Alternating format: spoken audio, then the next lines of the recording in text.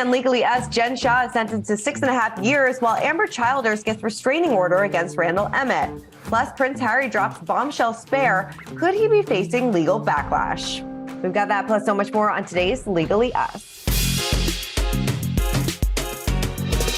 Everyone, welcome to Legally Us. I'm Christina, and that's, of course, Neama Rahmani, former federal prosecutor and president of West Coast Trial Lawyers. Hi, Neama. How are you?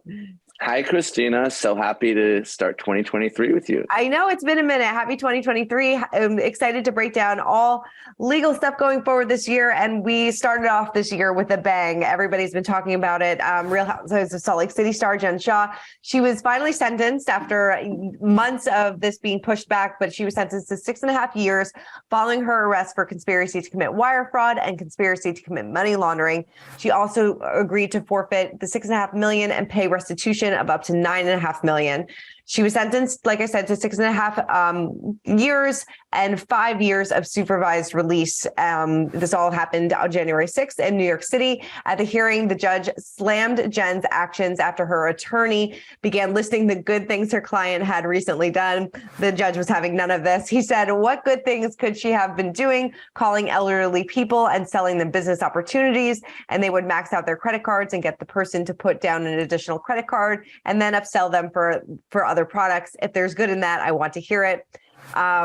He also noted that he did not take her role in Real Housewives of Salt Lake City into account when deciding her sentence.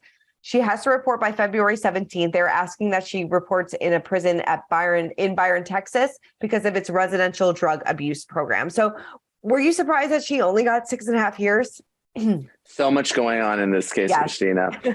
I was surprised. The judge literally split the baby. He picked the midpoint between the 3 years recommended by the defense and the 10 years recommended by the prosecution. So 6.5 years, 3.5 years between each recommendation.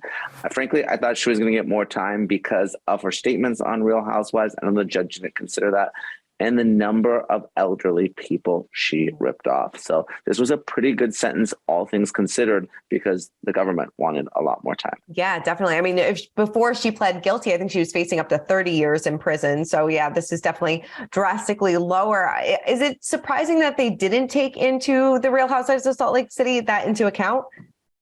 Obviously, this is a unique case, and we know, even though it's unscripted, reality TV can be edited. I think the judge didn't want to create an unnecessary appellate issue. Let's say he said, listen, I took all this into consideration. Then the defense might be able to say, well, no, that's not what I said. You got to look at the raw footage and create just this whole other mess. He was already departing downward from the 10-year sentence recommended. So just to keep it clean, the judge said, I'm not considering any of her statements. But practically speaking, considering the new season was airing now where she's maintaining her innocence, it has to be something that the prosecution and the court at least had in the back of their mind. Oh, definitely. And especially she was selling merchandise that said free Jen Shah. So yeah, there was a lot that she did to try to maintain her innocence up to this point. But what is this RDAP program, and does that significantly reduce a sentence? Because we've never heard about her having a drug problem in the past. So why would they bring this up? Yeah, this is all new. The defense asking for this drug treatment program in federal prison. So it's a pretty long program. It takes about 9 to 12 months to complete. But if you do get some time taken off your sentence up to 12 months. So it's something that actually has to happen at the end of your sentence before you re-enter the general population, come back and rejoin society. So we'll see if Jen actually participates in this program, but it'll probably be a few years down the road. Sure. So can anybody participate in the program, or did you have to have like a prior drug addiction or something like that? You have to have a demonstrable substance abuse problem. You can't just enter this type of program when you don't have a drug problem. Again, this is all new. I don't know if it's a tactic by the defense to get less time, where she really does have a drug problem. Maybe that's why she participated in this fraud. Who knows? It's not something that we've seen to date, but she does have this opportunity if she indeed has a drug problem and wants to come clean. Yeah, interesting. Become clean. Yeah. So overall, how many years do you think that she really will serve? I think she's probably going to serve somewhere between 5 and 5.5 years in prison. She'll be able to get off some time for good behavior and maybe participate in this drug program, but it's not like she's going to serve half or less than half of her sentence. So I probably plan on not seeing Jen Shah for at least the next 5 seasons of Real Housewives. Yeah, definitely not. All right. Well, moving on to everybody's talking about this book, Prince Harry's shocking memoir, Spare. It has sparked a lot of conversation, both good and bad. So starting off with Caroline Flack's former publicist, Alex Mullen, he slammed Prince Harry for detailing his relationship with the late TV presenter, who of course died by suicide in 2020. He wrote, "It's absolutely gross for Prince Harry to reveal such private details about Caroline Flack. The way in which the press spoke about her at the time and the reason they split are both very sad, and it's disgusting. He's brought up old, long forgotten slurs she had to suffer in full view of the public around the world." He added, "Of course, Caroline reacted to them with humor and grace, but privately she was deeply hurt. Just the first of many instances she didn't deserve." He said that Harry's decision to remind everybody was appalling and the book is grotesque. The British military is also taking issue with several former commanders condemning the Duke of Sussex during his 2 deployments in Afghanistan. He discussed the killings, claiming that he did not feel like the victims were real people, but rather than chess pieces removed from the board. So can Prince Harry be sued for defamation by Caroline's family or even the royal family in this instance? Because, he really goes in hard on them as well. Yeah, so much going on. And we know that Prince Harry does not like the British tabloids and the media. Mm-hmm. But with respect to Caroline, obviously a really sad case. She took her own life. My thoughts go out to her family. But the law is very clear. You can't defame the dead. Right. So there's nothing that Caroline's family can do with respect to what Prince Harry said about her in the book Spare. Yeah, it's cool. Like you said, he has a very big issue with the British press. Can the British press take anything in this book and, start another lawsuit with Prince Harry based on the claims that he makes about some of the things that they do? Yeah, but the press may, particularly if there's individual reporters or media outlets he's talking about. It's much tougher with respect to the government. Again, the government isn't in the business of suing people for defamation. People say all sorts of bad things about the government. So I don't expect any lawsuits by the government against Prince Harry. But again, if there's something very specific that was said about an individual reporter or an outlet, we know that defamation laws are much, much more favorable in Europe. So people like to sue for defamation there a lot more than here in the United States because you don't necessarily have those same free speech protections in the UK and elsewhere in Europe that you do here in the United States. Yeah.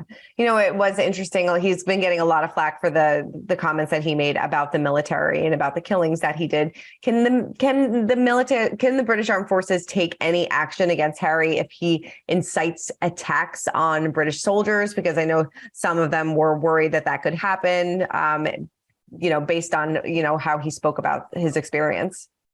Generally speaking, any type of violent act or crime is outside what we call proximate causation. So, let's say I were to say something and someone else were to, engage in an act of violence.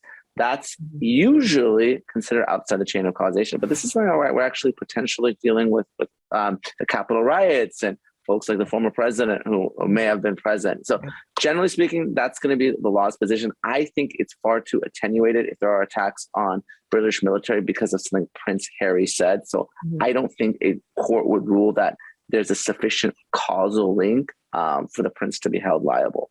Definitely. And this was also interesting, and maybe you can clear it up because when Anderson Cooper, Good Morning America, they reached out to the palace for comment, the palace lawyers asked to see the content prior to airing.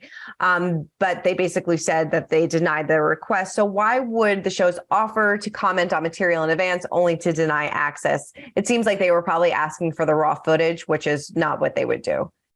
Yeah, I think the issue is we all know that the Prince and Meghan, people love them, whether it's their Netflix show or the book. So I think these, media outlets, they want to keep control of the material, make sure it's not linked. They want to have the exclusive rights to air it first because we know it's done legally us. We get a lot of questions about the royals. So this is big news and they don't want to share it with the royal family before it's aired in public. Definitely. All right. Well, moving on to Amber Childers, this is the story that we were talking about for a while as well. She has finally been granted her temporary restraining order against her ex-husband, Randall Emmett. She received a temporary restraining order, after over concerns of pedophilia and child endangerment. Now, he is ordered to stay 100 yards away from his ex-wife. And he is also not allowed to contact her unless it's a brief and peaceful interaction concerning their 2 daughters. Now, this came after 2 months she filed the restraining order against her ex-husband, alleging that he emotionally, verbally, and physically abused her. Her initial restraining order request was denied, citing insufficient evidence, but she claimed an FBI agent had contacted her about Emmett's suspected activities with child exploitation and pedophilia. He has fervently denied the allegations, but why do you think that she was finally granted the restraining order? Is enough evidence finally there?